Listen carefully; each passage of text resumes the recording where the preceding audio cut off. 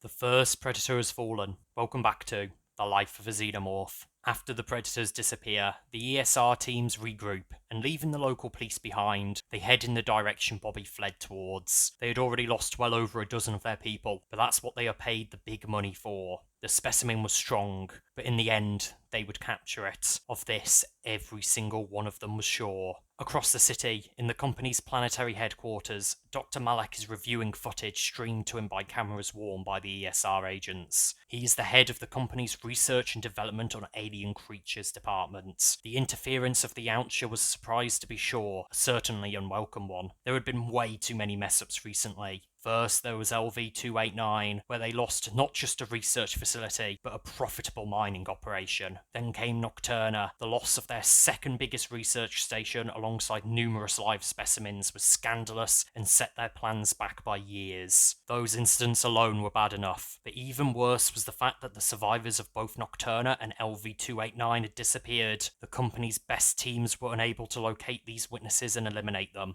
Dr. Malek would not allow a scandal like this to happen at his facility. After all, his was the biggest and most important to the research of the xenomorphs and other alien creatures like the Yautja. If something went wrong here, his own career would be at risk. But if he could just capture the Predator-Xenomorph hybrid alive, it would provide important research material. It would all go in his favour as well when he went for his promotion board. He had been dreaming about it for years, finally being elevated to a seat at the company's galactic headquarters on Earth. Then he could start influencing politics. After all, the company were the real political power on Earth. With his career prospects in mind, Dr. Malek decides to put all his facilities guards on mandatory overtime, extending their shifts until this situation was over. Soon, one of the ESR teams returned, their vehicle being used to ferry the wounded back to headquarters. What they did not know, however, is that Bobby is clinging to the underside of the vehicle.